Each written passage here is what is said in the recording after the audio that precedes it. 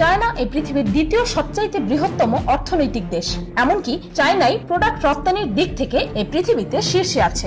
আমাদের নিত্য প্রয়োজনের বেশিরভাগ জিনিসই চায়না থেকেই আমদানি করা হয়। চায়নাতেই এই বিশ্বের প্রথম কাগজ, কম্পাস, গান পাউডার, এমনকি আইসক্রিম আবিষ্কার করা হয়েছিল। শুধু তাই নয়, পৃথিবীর সর্বপ্রথম কাগজের টাকা 1400 বছর আগে চায়নাতেই আবিষ্কার করা হয়। তাছাড়াও আজ থেকে প্রায় 2000 বছর আগে চীনেই প্রথমবারের মতো চা আবিষ্কার করা হয়েছিল। আয়তনের দিক থেকে চায়না এই পৃথিবীতে চতুর্থ স্থানে আছে, আর এশিয়াতে প্রথম স্থানে আছে। চায়নার সেনাবাহিনী এই বিশ্বের সবচেয়ে বৃহত্তম সৈন্যদল। চায়নাতে সৈন্যদের কলারে পিন লাগানো থাকে যেন তারা তাদের ঘাড় সবসময় সোজা রাখে ও ডিউটিতে কখনোই ঘুমিয়ে না পড়ে। 2010-এ চাইনিজ মিলিটারিরা প্রায় 10,000 কবুতরকে স্পেশাল ট্রেনিং দিয়েছে। কবুতরদের চাইনিজ মিলিটারিরা ব্যাকআপ কমিউনিকেশনের জন্য ব্যবহার করে। দেশটিতে মৃত্যুদণ্ড দেওয়ার হার এই পৃথিবীর অন্য দেশগুলোর থেকে 4 গুণ বেশি। ইংলিশ ভাষাভাষী লোক আমেরিকার তুলনায় চায়নাতে বেশি আছে। চায়নাতে এই পরিমাণ মোবাইল ফোন আছে যা আমেরিকার জনসংখ্যারও বেশি। 2009 থেকে চায়নাতে ফেসবুক, টুইটার ও the New York Times ban করা হয়েছে। সে দেশে ইন্টারনেট এডিক্টেড মানুষদের জন্য স্পেশাল ক্যাম্প আছে। চীনের প্রায় 3 কোটি মানুষ গুহায় বসবাস করে। 2010-এ সাংহাই সিটিতে 100 কিলোমিটার লম্বা যানজট সৃষ্টি হয়েছিল, যেটি দীর্ঘ 12 দিন সেভাবেই ছিল। সবকিছুর জন্য দায়ী বাবা মা। ভালো কিংবা খারাপ সন্তানের যে কোনো কর্মকাণ্ডের জন্য এখন থেকে দায়ী করা হয় বাবা মাকে। শুধু তাই নয়, পড়াশোনার জন্য সন্তানকে বাড়তি চাপ দিলেও পেতে হবে সাজা। পড়াশোনার জন্য এখন থেকে চীনা শিশুদের আর কোনো চাপ দেওয়া যাবে না। স্কুল শেষে বাড়তি সময়টুকু তারা বিশ্রাম নিবে অথবা ব্যায়াম ও খেলাধুলা করবে। এছাড়াও সাপ্তাহিক ও অন্যান্য ছুটির দিনগুলোতে শিশুদের বাড়তি পড়াশোনা ও বাড়ির কাজে নিষেধাজ্ঞা আরোপ করা হয়েছে। এদিকে নতুন নীতিমালা অনুসারে সন্তানের যে কোনো কর্মকাণ্ডের জন্য দায়ী হবে বাবা মা। শিশুরা কারোর সঙ্গে খুব খারাপ আচরণ করলে অথবা কোনো অপরাধমূলক কাজে জড়ালে তাদের বাবা মাকে শাস্তি ভোগ করতে হবে। এমনকি সন্তানের অতিরিক্ত ইন্টারনেট আসক্তির জন্য অভিভাবককেই দায়ী করা হয়। আপনি জেনে অবাক হবেন, চীন সরকার অতিরিক্ত আসক্তি ধরায় এমন সব গেম ব্যান করে দিয়ে থাকে। গেমসের প্রতি আসক্তি দূর করতে চীনে রয়েছে গেমস দূরীকরণ নিরাময় কেন্দ্র। এতে বাচ্চাদেরকে শরীরচর্চার শিক্ষা প্রদান করা হয় যাতে তারা গেমস আসক্তি থেকে সরে আসতে পারে বাস্তব জীবনে। আমার মনে হয় এমন গেমস রিহ্যাবিলিটেশন সেন্টার বাংলাদেশেও দরকার। কুমারিত্ব পুনরুদ্ধার। বিবিসি বাংলায় প্রকাশিত একটি সংবাদে জানা যায়, যুক্তরাজ্যে কুমারিত্ব পুনরুদ্ধারের জন্য শল্য চিকিৎসাকে বেআইনি বলে ঘোষণার দাবি জানানো হয়েছে, কিন্তু চীনে আছে এই আইন। চীনে এই প্রক্রিয়া খুবই প্রচলিত। এই প্রক্রিয়াকে বলা হয় হাইমেনোপ্লাস্টি বা হাইমেনোগ্রাফি। এখানে শল্য চিকিৎসার মাধ্যমে নারীদের গোপনাঙ্গের প্রবেশপথের ঝিল্লির একটি স্তরকে পুনরায় তৈরি করে দেওয়া হয়। এই ঝিল্লির স্তরকে অনেকে সতীচ্ছদ বলে। যদিও শল্য চিকিৎসায় কোনো সুবিধা নেই, তবুও চীনের মেয়েরা বিয়ের পূর্বে এটি করিয়ে নেন, কারণ তারা ভবিষ্যৎ স্বামীকে দেখাতে চান যে তারা ভার্জিন ছিলেন। টাকা থাকলে সব হয়। বলা হয়ে থাকে টাকা থাকলে নাকি সবই সম্ভব, কিন্তু এই প্রবাদ চীনের মানুষজন একটু বেশি সিরিয়াসলি নিয়ে নিয়েছেন। কেননা চীনের ধনী ব্যক্তিরা নিজের পরিবর্তে অন্যকে জেলে পাঠাতে পারে। ধরুন আপনি কোনো আইন ভঙ্গ করেছেন, সেই জন্য আপনার জেল জরিমানা হয়েছে। আপনি চাইলেই লোক ভাড়া করে আপনার সাজা তাকে দিয়ে ভোগ করাতে পারেন। এর জন্য আপনি শুধু তাকে টাকা দিয়ে দেবেন। কি অদ্ভুত নিয়ম রে ভাই। সন্তানের উপর আইন। এবার চীনের একটি খুবই সুন্দর আইনের বিষয়ে আসি। আমাদের দেশে দেখা যায় যে বৃদ্ধ মা বাবা দিন কাটাচ্ছে বৃদ্ধাশ্রমে, আবার ছেলে বউ বৃদ্ধ মা বাবার উপর নানান অকথ্য অত্যাচার চালায়। কিন্তু চীনের আইন অনুসারে 60-এর বেশি বয়স্ক মা বাবার দায়িত্ব সন্তানকে নিতেই হবে। শুধুমাত্র তাই নয়, তাদের কাজের দায়িত্ব আপনাকেই নিতে হবে। তা না করলে সেই পিতামাতার পুরো অধিকার আছে আইনের দ্বারস্থ হওয়ার। যদিও আমাদের দেশে এই আইনটি রয়েছে, কিন্তু সেটি কেবলমাত্র কাগজে কলমেই আবদ্ধ।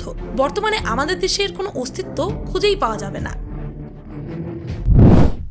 ভিডিও গেমস আসক্তির নিরাময় কেন্দ্র। চীন সরকার অতিরিক্ত আসক্তি ধরায় এমন সব গেমস বন্ধ করে দিয়ে থাকে। গেমসের প্রতি আসক্তি দূর করতে চীনে রয়েছে গেমারদের জন্য রিহ্যাব সেন্টার। এতে বাচ্চাদের শরীরচর্চার শিক্ষা প্রদান করা হয় যাতে তারা গেমস আসক্তি থেকে সরে আসতে পারে।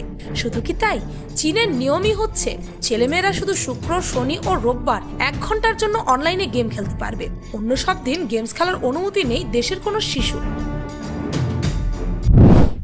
ইউটিউব এবং ফেসবুক নিষিদ্ধ। আমরা হয়তো এটা অনেকেই জানি, চীনে ইউটিউব এবং ফেসবুক নিষিদ্ধ। অন্যান্য দেশে ইউটিউব এবং ফেসবুক চালানো গেলেও চীনে যদি আপনি ইউটিউব বা ফেসবুকে লগ ইন করতে চান, তবে আপনার ব্যবহার করতে হবে VPN, কেননা এগুলো সেখানে ব্যান্ড। চীন নিজের গোপনীয়তা সম্পর্কে সর্বদাই রক্ষণশীল। বিশ্বের কাছে তারা ঠিক যেটুকু খবর দিতে চায় ততটাই বাইরে আসতে পারে, এবং এই খবরগুলো কঠোরভাবে নিয়ন্ত্রিত থাকে চীনা সরকারের দ্বারা। এছাড়াও আরেকটি বড় কারণ হচ্ছে ব্যবসা। চীন চায় না বিদেশি কোনো সংস্থা এসে তার দেশের অর্থ নিয়ে চলে যাক। ইউটিউব বা ফেসবুকের মতো সংস্থা প্রতিদিন কয়েক কোটি টাকার ব্যবসা করে চলেছে, যার বেশিরভাগ মুনাফা চলে যায় তাদেরই কাছে। তাই চীন নিজের দেশের অর্থ নিজেদের কাছেই রাখতে এইসব সংস্থাকে নিজেদের দেশে ব্যান করে দিয়েছে। আপনি জানলে অবাক হবেন যে চীনের জন্য আলাদা নামে নিজস্ব ফেসবুক, ইউটিউব বা গুগল আছে। সেগুলো চীনেই তৈরি আর শুধুমাত্র চীনের মানুষেরাই ব্যবহার করে। 70 বছর জমির মালিক। আমাদের দেশে কারো জমি থাকলে সেই জমি বাপদাদা থেকে 14 গোষ্ঠী পরম্পরায় পায়, কিন্তু চীনে এমন কোনো নিয়ম নেই। চীনে জমির ব্যক্তিগত মালিকানা নেই। আপনি জমি কিনলে সেটি কেবল ব্যবহারের অধিকার পেতে পারেন, তাও আবার মাত্র 70 বছরের জন্য। সাধারণত 70 বছর অবধি জমি ইজারা দেওয়া হয়। এরপরে এই জমি আর আপনার থাকবে না, হয়ে যাবে সরকারের। বলতে গেলে বলতে হয় 70 বছরের জন্য জমিগুলো বিক্রি করা হয় মাত্র, যার কারণে চীনে অনেক ঘোষ সিটি দেখা যায়। সেখানে মানুষ বসবাস করে না। তবে এটির কিছু ভালো দিকও আছে, কেননা দেখা যায় আমাদের দেশে যাদের বাপদাদার অঢেল সম্পদ আছে তারা বেশ দাপটে চলে আর নিজেরা কিছুই করে না, বাপদাদার সম্পদ দিয়ে জীবন পার করে দেয়। যদিও আমাদের দেশে তাদের বেশ মান্য করা হয়, কিন্তু একজন কর্মঠ মানুষের দৃষ্টিতে তারা অক্ষমের চেয়েও অধম। ভূতের বিয়ে। চীনে আছে আজব বিয়ের প্রথা। মৃতকে বিয়ে দেওয়া হয় জীবিত একজনের সঙ্গে, আর এই নিয়ম পালিত হয়ে আসছে বিগত 3000 বছর ধরে। শুধু তাই নয়, দুজন মৃত ব্যক্তির সঙ্গেও বিয়ের রীতি রয়েছে সেখানে। চীনের শানসি প্রদেশে এমন বিয়েকে বলা হয় ঘোস্ট ম্যারেজ বা ভূতের বিয়ে। যদি কোনো পুরুষ বা নারী অবিবাহিত অবস্থায় মারা যায়, তখন তাদের জীবিত একজন নারী বা পুরুষের সঙ্গে বিয়ে দেওয়া হয়। রীতি অনুসারে মৃত ব্যক্তির জন্য বিবাহযোগ্য কাউকে না পেলে অন্য এক মৃতের সঙ্গে বিয়ে দেয় পরিবার। এমন বিয়ের ক্ষেত্রে রয়েছে যৌতুক প্রথা। কনের পরিবার বড় অঙ্কের টাকা পেয়ে থাকেন বরের পরিবারের কাছ থেকে। ভূত বিয়ের দিন উভয় পরিবারই একটি বড় অনুষ্ঠানের আয়োজন করে। সারাদিন অনুষ্ঠান ও খাওয়া দাওয়ার পর মৃতের বিয়ের ক্রিয়া সম্পন্ন হয়। এক্ষেত্রে মৃত নারীর শরীরের হাড় পুরুষের কবরে দেওয়া হয়, যদিও দুজনের আলাদা কবর দেওয়া হয়ে থাকে। চায়নাতে যে সকল মেয়েদের 27 বছর বয়সের মধ্যে বিয়ে হয় না তাদেরকে নিন্দা করে চাইনিজ সমাজ লেফট ওভার উইমেন অর্থাৎ অবাঞ্ছিত নারী বলে সম্বোধন করে, যা সত্যি লজ্জাজনক। তবে তীব্র প্রতিবাদ জানানোর জন্য আজ অনেক চাইনিজ মেয়েরাই স্বেচ্ছায় আজীবন বিয়ে না করার সিদ্ধান্ত নিচ্ছে। 2005-এর উইকিপিডিয়ার একটি রিপোর্ট অনুযায়ী এই পৃথিবীর সর্ববৃহৎ শপিং মল চায়নাতেই অবস্থিত। সে দেশের মানুষেরা নিজের পোষা বিড়াল ও কুকুরদের বাঘ, পান্ডা ও জেব্রার মতো পেইন্ট করায়। এটা সেখানকার ট্রেন্ড। প্রতি বছর সামারে চীনের ওয়ানজি শহরে ডগমিট ফেস্টিভ্যাল উদযাপন করা হয়, যেখানে প্রায় 10 থেকে 15 হাজারেরও বেশি কুকুর মাত্র এই ফেস্টিভ্যালের 10 দিনেই খাওয়া হয়। নিউ ইয়র্ক টাইমসের একটি রিপোর্ট অনুযায়ী সে দেশে প্রতি বছর প্রায় 40 লাখ বিড়াল খাওয়া হয়। সে দেশে ভেড়ার পুরুষাঙ্গ কাঠিতে পেঁচিয়ে আগুনে ঝলসে খাওয়া হয়। চায়নার রাজধানী বেইজিং এ মোরগের অন্ডকোষ দিয়ে রান্না করা নুডলস খুব জনপ্রিয়। সারা বিশ্বে ডিম পানিতে সেদ্ধ করা হলেও চায়নাতে ডিম ছোট ছেলে বাচ্চাদের মূত্রে সেদ্ধ করা হয়, কারণ তারা এটি মনে করে যে সেই ডিম খেলে তাদের কোমর, পা ও জয়েন্টের ব্যথা থেকে মুক্তি পাবে, এমনকি এটি তাদের সারাদিন এনার্জি যোগাবে। আর তাই চায়নার অনেক স্কুল থেকেই ছোট ছেলে বাচ্চাদের মূত্র সংগ্রহ করা হয়। অনেকেই হয়তো চায়নার এই অদ্ভুত তথ্যগুলো শুনে চায়না সম্পর্কে নেগেটিভলি ভাবছেন যে এরা কি পরিমাণ 2 নাম্বার জিনিস বানায়, এরা জোচ্চোর, বাটপার, আরো কত কি। কিন্তু একটু ভেবে দেখুন তো, চাইনিজ মোবাইল যদি মার্কেটে না আসতো তবে আমাদের দেশে কয়জন মানুষ স্মার্টফোন ইউজ করতে পারতো? এই চায়নার কারণে আমাদের মতো তৃতীয় বিশ্বের দেশগুলোতে প্রায় 3 থেকে 4 হাজার টাকায় দরকারি কিছু ফিচার সহ স্মার্টফোন পাওয়া যায়। আপনি বলতে পারেন যে সেগুলো তো টেকসই না, কিন্তু আপনি যদি 4,000 টাকা দিয়ে 40,000 টাকার ফোনের সুবিধা নিতে চান তবে সেটা তো বোকামি, তাই না? অ্যাটলিস্ট ধনী গরিব সবার কাছে এই চায়নার কারণেই টেকনোলজির বিস্তার হয়েছে। এটাই কি অনেক বড় ব্যাপার না?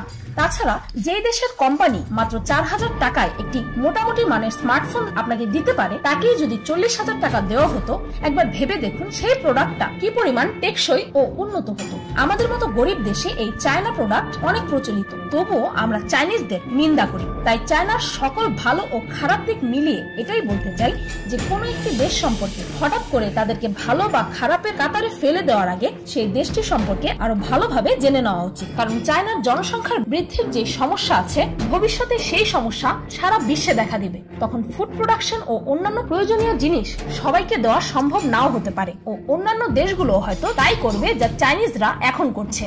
জনসংখ্যার দিক থেকে চীন যেন এই পৃথিবীর ভবিষ্যৎকালের একটি চিত্র আমাদের সামনে তুলে ধরছে। এই চায়না সম্পর্কে এক ভিডিওতে বলে কখনোই শেষ করা যাবে না, তাই ভিডিওটি এখানেই শেষ করছি। ভিডিওটি ভালো লাগলে একটি লাইক দিতে ভুলবেন না। আর যদি চায়না সম্পর্কে আরো অদ্ভুত তথ্য জানতে চান তবে কমেন্ট বক্সে লিখুন। আর আমার চ্যানেলটিকে সাবস্ক্রাইব করুন প্রতিদিন আরো অদ্ভুত ও মজার সব ভিডিও দেখতে। আজকের মতো এই পর্যন্তই, দেখা হচ্ছে পরের ভিডিওতে।